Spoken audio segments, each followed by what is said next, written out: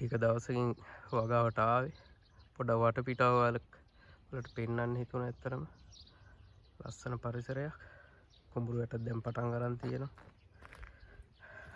වගාවට යන්න එන කැලේ වැහිලා තියෙන ඇත්තරම අද සුද්ධ කරන දවස. සුද්ධ කරන්න මේ ටික කැලේ වැහිලා ටික දවසකින් ඉන්න බැරි වුණා. මෙතන තියෙනවා මේක ඇපල් පැලයක්. මේක කොළ ඇපල් එක.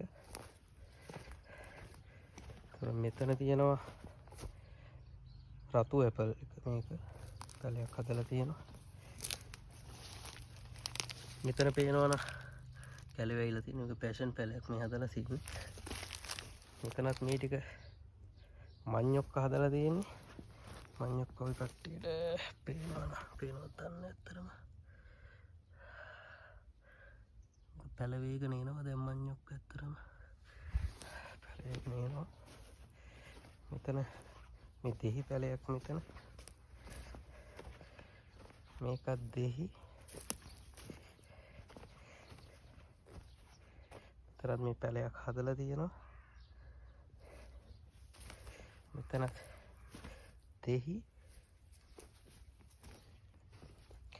මේ ටික මේ අර්ථාපල් හැදලා තියෙන ඔක්කොම සුද්ධ කරන්න ඕන. හැබැයි ලේසියෙන් වගා කරන්න පුළුවන්.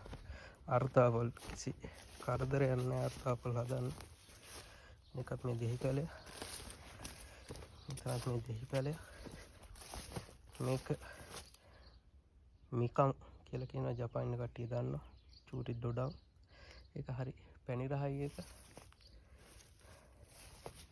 ඉස්සරහට යන්න.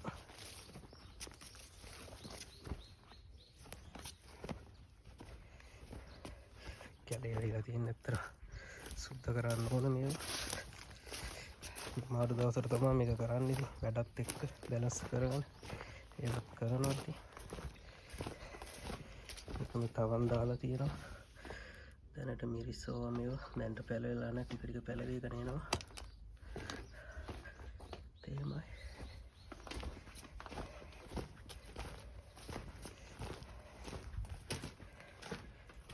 තියෙන මේ ඔක්කොම මේ තවන් දාලා දෙන්න ටික ටික පැලවෙනවා. මේක මේ මාළ මිරිස්. මේ ටික පැලවෙගෙන යනවා. ඒ ටික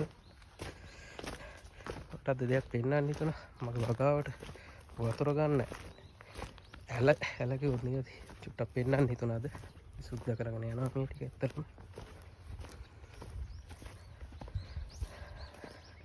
වතුර සද්ද මෙහාට ඇහෙනවා.